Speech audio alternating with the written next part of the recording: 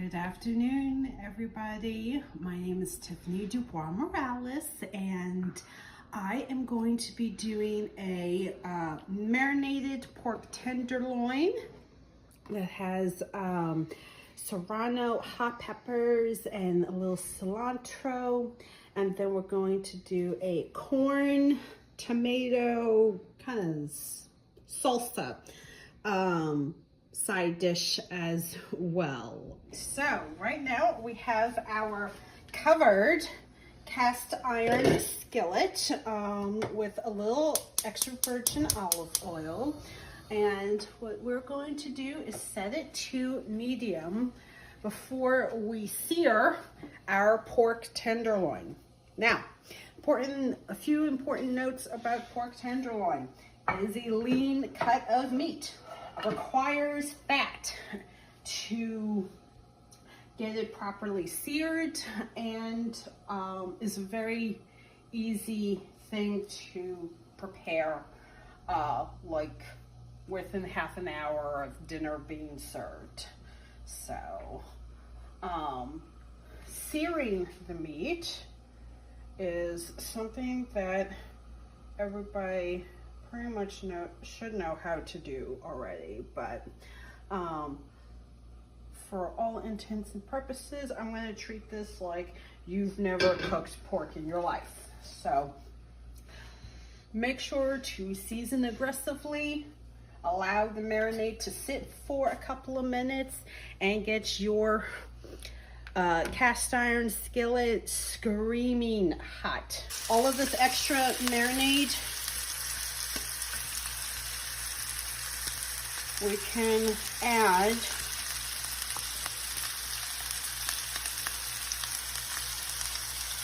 now. The dry rub that I use for the pork tenderloin includes black peppercorn, cayenne pepper, cumin, and oregano. That's it.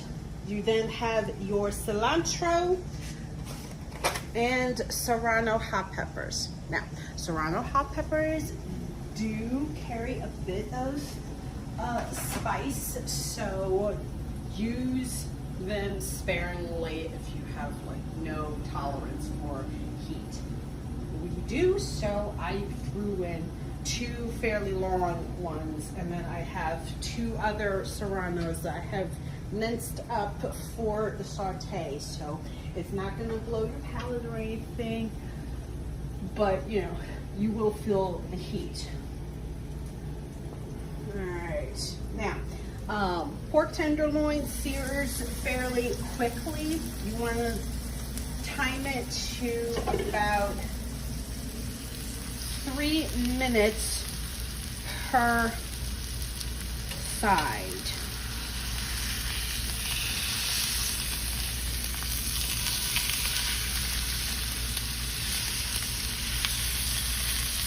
Now, I have gone ahead and set my oven to 375 degrees because what we're going to do after we finish searing the other side, this other side of the pork tenderloin, we are going to cover it with the lid and cook it for at least 10 to 15 minutes. Like I had mentioned earlier, pork tenderloin is a very lean cut of meat, so you do need a good amount of fat to help ensure that it stays juicy and tender. So remember, 375 for your oven. Right now, we are checking our tenderloin. That looks good. We're going to do a quick little side sear. The tenderloin right now is at a very good sear. Before I put it in the oven, we're going to add some lime juice.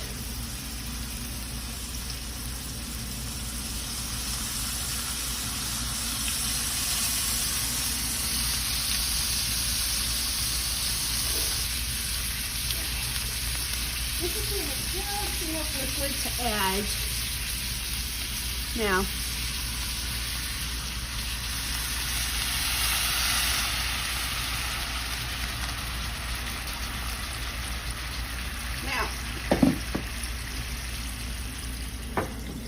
this red bit over here,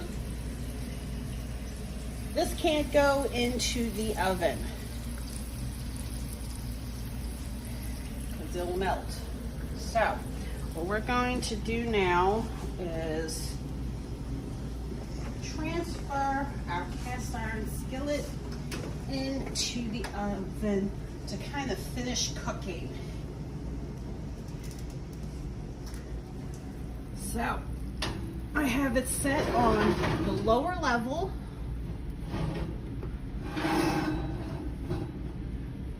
There's more than enough liquid that will keep the tenderloin nice and moist because you really do need it. And we're gonna get started on our spicy corn saute. All right, so we're going to get started on our spicy corn saute. Now, I like a little bit of saltiness, so we're going to use these nonpareil capers in the base of our dressing of sorts. Now, following this, as soon as they start doing their puckering spicy thing, we're going to add in the minced serrano hot peppers, and then we're going to add in the tomatoes because tomatoes release a good amount of liquid and will absorb the spice and the salt from the capers and the serranos.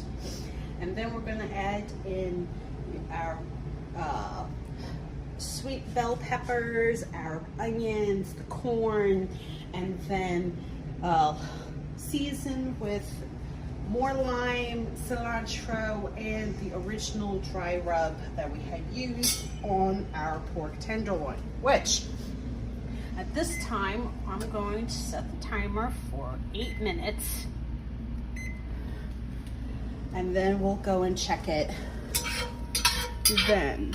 Now, capers are finally starting to do their bit, so it is time to add our serranos.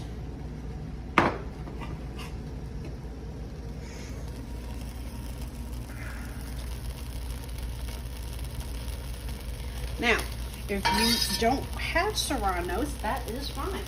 If you want it milder, you can always add jalapeno or a smidge of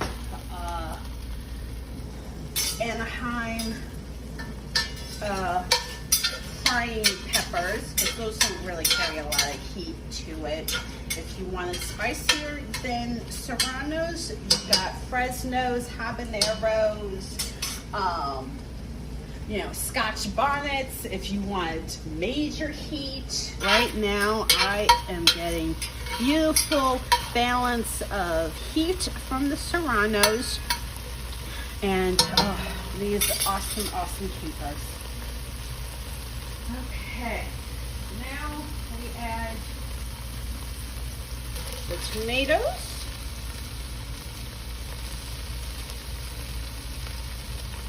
We've added in the capers, the serrano hot peppers, and the tomatoes. We're now going to add our red onion, white onion, or Vidalia onions are a perfectly acceptable substitute, but I like the red onion because it is softer and in terms of flavor, and it's just such a pretty color.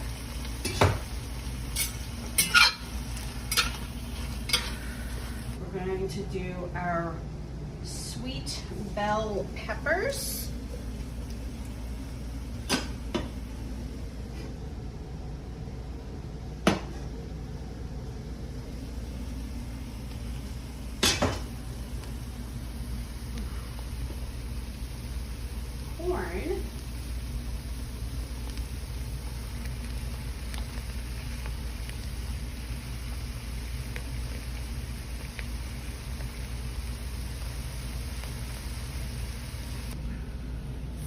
cilantro.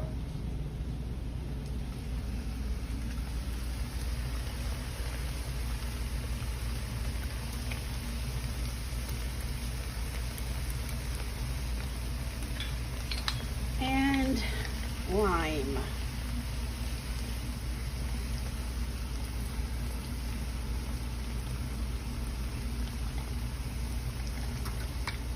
The corn is sweet.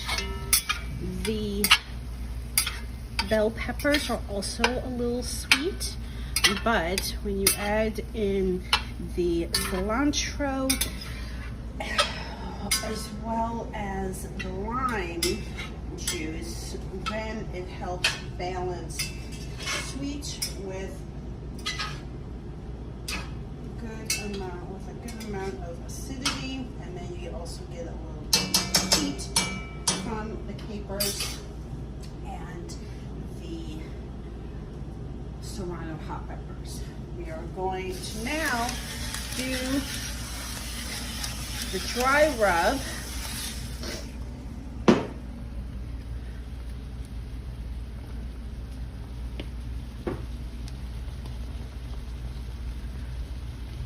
Which once again was your black pepper, cumin, cayenne pepper, and oregano. Because you want those spices to be appropriately warmed and to allow everything to just meld. This is a rule. You need to rest your meat. I don't care if it's pork, I don't care if it's steak. Every protein has a resting time, so please remember to rest your meat before you slice. Because then, if you slice it before it's been properly rested, it gets dry and tough and it won't be a pleasant dinner. Okay, so we went and checked on the pork tenderloin. It needs just a few more minutes to finish cooking, but in the meantime, our spicy corn salsa salad is pretty much done. The corn is nice and sweet. You get a really good amount of saltiness from the capers, and then really good perfume of the lime and the cilantro in all of this. For tonight, we're having, like I said, marinated pork tenderloin with a spicy corn salsa. So, cheers! We have sufficiently rested our pork tenderloin. So, here is your finished result along with the corn salsa and a couple of alcoholic options. Could include things like a margarita, in this case Don Q Naranja rum. It's delicious and it looks like water as well, so yeah. White wine would be a good pairing with all of this, or you know, just go and get a mojito or something else. But yeah, so bon appetit.